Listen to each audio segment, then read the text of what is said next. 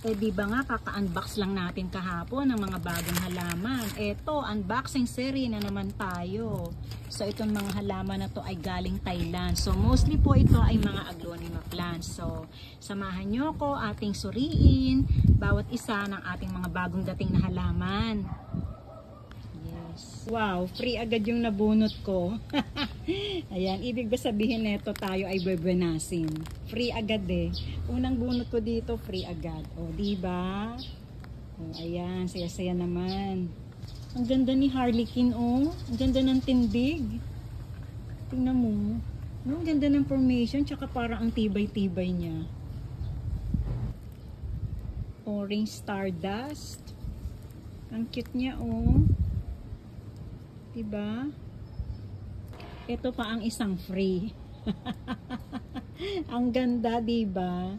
Ito yung paborito kong local aglonema, si Jerome. Ang ganda, diba? Oh, pulang-pula. Pa-start pa lang nga ng live selling niya, binigyan niya kagad ako ng free. Oh, diba? Kaya love na love ko yan sa supplier ko na yan. Eh. Alam mo, first time ko nag-order nitong Catherine. Para pala siyang si Pink Fortune. Ano?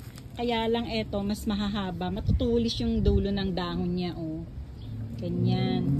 Pero yung kulay niya, parang si Pink Fortune din. Ganda, malago. Ito yung Snow White natin na local. Diba? Compared mo dun sa, ano, yung sa Thai na kinuha ko. Medyo yellowish. Ito puting-puti, oh. Tsaka mas, ano yung dahon niya, mas makikitid, mas maliliit. At saka malago. Oh, diba? Ang ganda. Parang kulay Christmas na, oh. Ganda.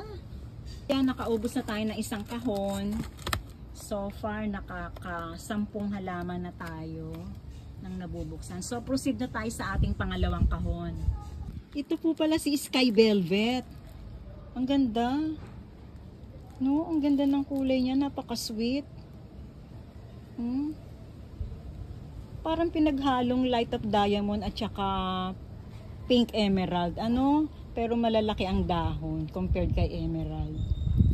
First time ko itong nakakita rin. Ang ganda pala talaga sa personal. Ano ba yan? Nakakatawa talaga to si supplier. Tingnan mo, another free. So, 3 na yung free ko. O, diba? Ang bongga. Hindi ko nga lang kilala kung anong ID nitong halaman na to. Pero ang ganda rin, ha? Miss Shine, pwede pong malaman kung anong ID nito. Thank you. Halong nag-iisang Diefenbachia. Si Crocodile Daifen. Ang ganda rin po, ano? Ay, ang taray naman ito ni Harlequin. Ang laki. Ang lalaki ng mga dahon niya, oh. At healthy. Oh. O siya, hanggang dito na lamang po muna ang aking pagbabahagi at dahil magre-repat muna ang inyong plantita. So, ito na po yung ating mga gagamitin, yung ating mga paso, itong ating rice hull, at itong ating coco pit. Hanggang sa muli, maraming salamat po sa inyong pagsama. Magbabahagi po ako muli sa susunod.